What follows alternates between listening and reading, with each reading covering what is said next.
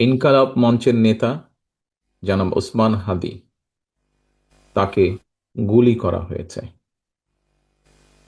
তার উপরে গুলিবর্ষণ করা হয়েছে। আমরা কিছুদিন আগে দেখেছি চট্টগ্রামে একইভাবে আমাদের আরেক প্রার্থীকে গুলি করা হয়েছিল। প্রিয় ভাই বোনেরা, প্রথমেই আমি এই ঘটনার জন্য তীব্র ঘৃণা এবং প্রতিবাদ জানাচ্ছি।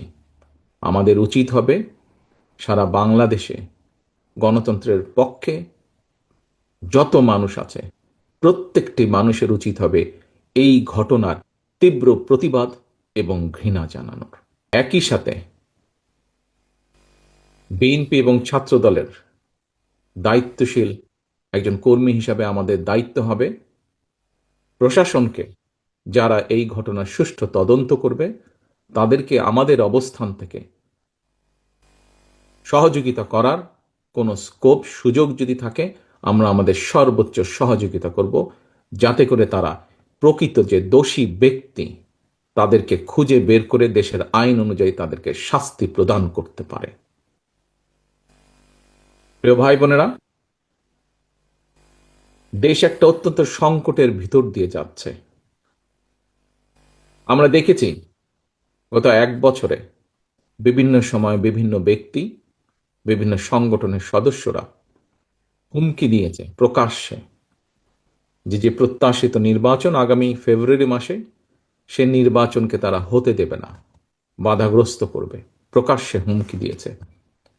একটি দল, গোষ্ঠী বা কিছু ব্যক্তি এই দেশকে, দেশের মানুষের শান্তি, স্থিতিশীলতা বিনষ্টের জন্য উঠে পড়ে লেগেছে। এবং এই কারণেই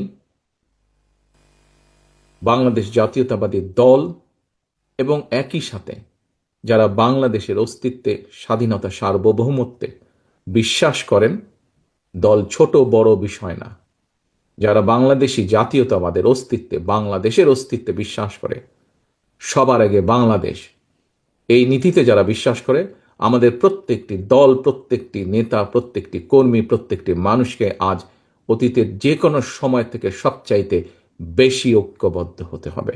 কারণ যারা এই দেশের স্বাধীনতাকে ধ্বংস করতে চায়, এই দেশের সার্বভৌমত্বকে ধ্বংস করে এই দেশের স্থিতিশীলতাকে ধ্বংস করতে চায়, তারা তাদের ষড়যন্ত্র যে শুরু করে দিয়েছে, আজকে ওসমান হাদির ঘটনা দিয়ে তা প্রমাণিত হয়।